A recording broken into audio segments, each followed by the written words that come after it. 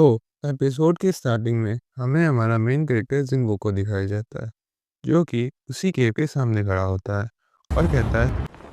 Arise. उसके ऐसा कहते ही वहाँ पर जितने भी आइसबेरियन मरे पड़े होते हैं, उनके अंदर से उनकी शेडो बाहर आ जाती है और उसकी शेडो आर्मी में शामिल हो जाती है। फिर हमारा सीन गेट के बाहर शिफ्ट होता है, जहाँ पर वाइट टाइगर गिल्ड का लीडर और हमारा प्यारा डोंगजू खड़ा होता है। वाइट टाइगर गिल्ड का लीडर अपने दोनों मैनेजर से पूछता है कि उनकी टीम को अंदर गए हुए कितनी देर हो गई है, जिस पर वो दोनों बताते हैं सर लगभग 3 घंटे तो हो ही गए हैं। जिस पर डोंगजू कहता है हट, यहाँ पर रहने का कोई फायदा नहीं है, वो कमजोर सा रैंक ही अंदर अंदर क्या ही बच पाएगा। जब वो जा रहा होता है तभी उसे कुछ याद आता है और वो कहता है कि जिन्हो तो तुम्हारी वाइट टाइगर गिल्ड में तो है नहीं, तो वो तुम्हारी स्ट्राइक टीम के साथ अंदर क्या कर रहा है।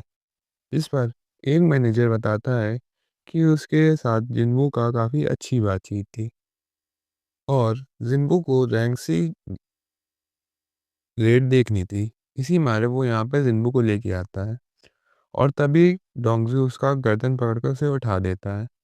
उसके बाद उसके हाथ में किसी का हाथ आता है, वो हाथ उसी वाइट टाइगर गिल्ड के लीडर का होता है और वो कहता है कि उसे नीचे छोड़ो। उसके बाद वो दोनों लड़ने के लिए तैयार हो जाते हैं और एक जोर से पंच एक दूसरे को मारते हैं। पर हमें अभी तक ये नहीं दिखाया जाता है कि वो किसी की लगी कि नहीं लगी और हमारा सीन अंदर की तरफ सेट हो जाता है। वहाँ पर हमें वही रैंक ए हंटर दिखाया जाता है, जो कि अपनी जान बचा के भाग गया होता है और वो ठंड से ठिठुर रहा होता है।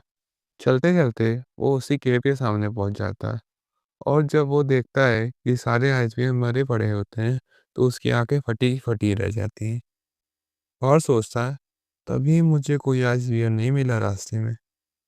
और सोचता है ये क्या उन रैंक ई के हंटर्स ने किया हुआ है। उसे इस बात पर विश्वास नहीं होता और वो सोचता है कहीं कोई आइसबेरियन बचा तो नहीं है और वो वहाँ से भाग जाता है। ये अभी हमारे जिन्हो भाई को जानता ही क्या है कि वो क्या चीज़ है। उसके बाद हमारा सीन फिर से बाहर शिफ्ट हो जाता है, जहाँ पर डोंगजो के मैनेजर ने उन दोनों को पंच को रोक लिया होता है और वो दोनों अपना हाथ पीछे कर लेते हैं।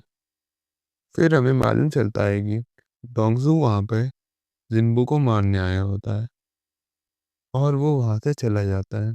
उसके बाद हमारा सीन अंदर फिर शिफ्ट हो जाता है, जहाँ पर वो रैंक ए हंटर जिन्बू की टीम के कैंप के पास पहुँच गया होता है और सोचता है ये कीड़े मकोड़े अभी तक बच गए हैं और सोचता है मैं तो रैंक ए हंटर का हूँ और ये तो रैंक ई हंटर है, तब भी मैं हार गया तो ये कैसे बच गए।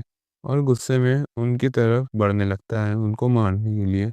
तभी अचानक से जिन्वू आ जाता है और उसका सर पकड़ के उसे दूर फेंक देता है और कहता है अच्छा तो ये इन आफत को भी आया होता है। वो आफत आइस हाउस होते हैं और उनके साथ उनका बॉस भी होता है। उनका बॉस कहता है अच्छा तुम अभी तक कीड़े मकोड़े अभी तक बची हो। जिस पर जिन्नू कहता है मैं नहीं, तुम कीड़े मकोड़े हो। उसके बाद उनका बॉस कहता है तुम हमारी भाषा कैसे समझ पा रहे हो। जिन्नू सोचता है शायद ये सिस्टम की वजह से हो रहा होता है। फिर उनका बॉस कहता है चल चिरकुट, मुद्दे पे आते हैं। मेरा ये बीड़ू बता रहा था कि उनके साथ कोई बहुत पावरफुल आदमी है और ये अपनी पावर उसमें आजमाना चाहता है। जब तक वो ये सेंटेंस ख़त्म करता है तब तक जिन्बू उस आदमी की गर्दन काट के अलग कर देता है। उसका बॉस हंसता है और कहता है हाँ भाई ना मजा, ये हुई ना बात। और फिर हमारा हीरो जिन्बू लाइट की स्पीड से उस पर भी हमला कर देता है, पर वो पता नहीं कैसे बच जाता है और दूर जाके खड़ा हो जाता है। भाई यार वो बॉस है, ऐसे थोड़ी ना मर जाएगा इतनी आसानी से। उसके बाद वो बॉस उससे पूछता है एयर चिरकुट, तो इंसान नहीं है तो इंसान बनने का नाटक क्यों कर रहा है। और ये बताता है कि जब वो किसी इंसान को देखते हैं तो उनके कान में एक ही आवाज़ गूंजती है कि इंसान को मार दो। पर उसके लिए ये आवाज़ अभी तक नहीं गूंजी। जिन्हों सोचता है शायद ये सिस्टम का कमाल होगा। उसके बाद जिन्हों के साथ एक डील करना चाहता था। वो कहता है कि जो आदमी उसके पीछे खड़े हैं वो उसके हवाले कर दे और वो उसकी जान बख्श लेंगे। पर जिन्हों तो हमारा हीरो है, वो कैसे मान जाएगा? वो मना कर देता है और वो बॉस कहता है, चिरकुट तू हमसे दुश्मनी ले रहा है, तू एक है और हमारी बेरोजगार पूरी आर्मी है। जिन्हों कहता है अच्छा ये बात है। उसके बाद वो अपनी शैडो आर्मी को बुला लेता है और उनकी दोनों की आर्मी के बीच में लड़ाई होने लगती है। थोड़ी देर बाद जिन्हों और उस बॉस के बीच में भी लड़ाई होने लगती है। तब तक वो रैंक ए एंटर भी उड़ जाता है और जिन्हों को मारने के लिए उसकी तरफ दौड़ने लगता है और दूसरी साइड वो बॉस भी जिन्हों को मारने की इसकी तरफ आने लगता है। तभी अचानक से जिन्हों के आसपास एक टॉर्नेडो बन जाता है। उसके बाद हमें दिखाया जाता है टॉर्नेडो खत्म होते ही एक नया शैडो आर्मी का सोल्जर आ जाता है जो कि बहुत स्ट्रांग और बहुत बड़ा दिख रहा होता है। फिर हमें बताया जाता है कि वो टॉर्नेडो इग्रिस ने बनाया होता है और जब वो रैंक ए हंटर उसको मारने आया जाता है, इग्रिस से मार देता है और जिन्हों उसके अंदर से उसकी शैडो निकाल लेता है जो कि बहुत पावरफुल होती है और वो उसका नाम आयरन रखता है। और वही शैडो उस बॉस से लड़ने के तैयार हो जाती है और वो बॉस से लड़ने भी लगती है। उसके बाद इग्निस और जिन्हों भी उस पे हमला कर देते हैं। पर वो तो ठहरा बॉस, इतनी आसानी कैसे हार जाएगा? उसके बाद जिन्हों उसको दिखाता है कि उसकी आर्मी हार चुकी होती है, अब बस वही अकेला बचा होता है। मौके का फायदा उठाकर आयरन उसको पकड़ लेता है पर वो इतना स्ट्रांग होता है कि आयरन को खत्म कर देता है और तभी हमारा जिन्हों इनविजिबल होकर उस पर हमला कर देता है और कहता है तुम हार गए। पर वो कहता है मैं भी इतनी आसानी नहीं हारूंगा। तभी अचानक से पीछे से आयरन रीजनरेट होकर उस पर अपना हैमर मार देता है और वो मर जाता है और हमारा बॉस हार जाता है। भाई लोग समझ रहे हैं, 3-3 आदमी लगे हैं बॉस को हराने में। जब वो बॉस हार जाता है तो वापस से डंजन गेट खुल जाता है और सभी खुश हो जाते हैं कि अब वो अपने घर जा सकते हैं। तभी हमारा सीन बाहर शिफ्ट होता है जहाँ पर व्हाइट टाइगर गिल्ड का लीडर अभी तक वेट कर रहा होता है उनके बाहर आने का। तभी अचानक से वो क्या देखते हैं कि वो रेड कलर का गेट ब्लू बदल जाता है, मतलब कि वो डंजन अब खुल चुका होता है और वो देखता है कि अंदर से कुछ लोग आ रहे होते हैं। उसको लगता है कि वो रैंक ए हंटर है पर वो यहाँ पर गलत है। वो जिन्हों की पूरी टीम होती है जिसमें रैंक बी, रैंक सी और रैंक ई के एंटर होते हैं। जब वो पूछता है कि और सारे एंटर कहाँ गए तो वो बताते हैं कि वो तो मर चुके हैं।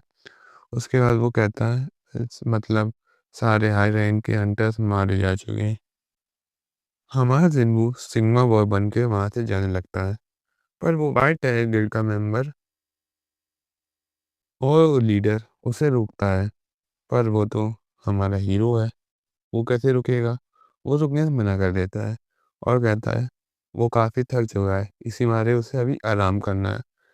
पर व्हाइट टाइगर गिल्ड का लीडर गुस्सा हो जाता है और गुस्से में उसे कंधे में हाथ रख के कहता है तुम्हें रुकना पड़ेगा। पर हमारा जिन्हों तो हीरो है, वो उससे कम थोड़ी ना है। तो वो भी गुस्से में कहता है कि वो नहीं रुकेगा, उसे जाना है। और वो कहता है कि उसे थैंक यू करना चाहिए क्योंकि जो 2 मेंबर बचे हैं वो उसी की बदौलत बचे हैं। उस पर व्हाइट टाइगर गिल्ड का लीडर मान जाता है, भाई हीरो है, उसे झुकना तो पड़ेगा ही। और उसे सॉरी कहता है और कहता है थैंक यू हमारे मेंबर को बचाने के लिए। उसके बाद जिन्हों अपनी महिंद्रा थार में बैठता है और वहाँ से चला जाता है। फिर हमें दिखाया जाता है कि जिन्हों उस लड़की को घर में छोड़ देता है और वो लड़की उसे थैंक यू करती है उसकी जान बचाने के लिए और जिन्हों अपने घर जाने लगता है। रास्ते में हमें ये मालूम चलता है कि जिन्हों वहाँ से उस बॉस का ब्लेड ले आया होता है और जिन्हों ने उसी शैडो निकालने की भी कोशिश करी थी। पर वो बॉस जिन्हों से काफ़ी ज़्यादा पावरफुल था इसीलिए वो उसकी शैडो निकालने में असमर्थ था और उसे शैडो निकाल नहीं पाया और अपने घर पहुंच जाता है। फिर हमारा सीन सुबह शिफ्ट होता है, जहाँ पर हमें वही अमीर लड़का दिखाया जाता है और हमें मालूम चलता है कि वो किसी रेड पे जा रहे होते हैं और रास्ते में जिन्हों उससे उस लड़की के घर जाने को कहता है और वो लोग उस लड़की के घर पहुंच जाते हैं। जिन्हों उसे भी पिक करता है। उसके बाद वो लड़की उसके साथ घनी फ्रैंक होने लगती है, जिस पर वो लड़का देख के जल के राख हो जाता है। भाई लोग सेम वैसे ही, जैसे जब हम अपने दोस्त की गर्लफ्रेंड को उसके साथ देखते हैं और जल के राख हो जाते हैं, वैसे ही। और वो लोग रेड के लिए चले जाते हैं और हमारा एपिसोड यहीं पे ख़त्म हो जाता है। Thank you so much for watching.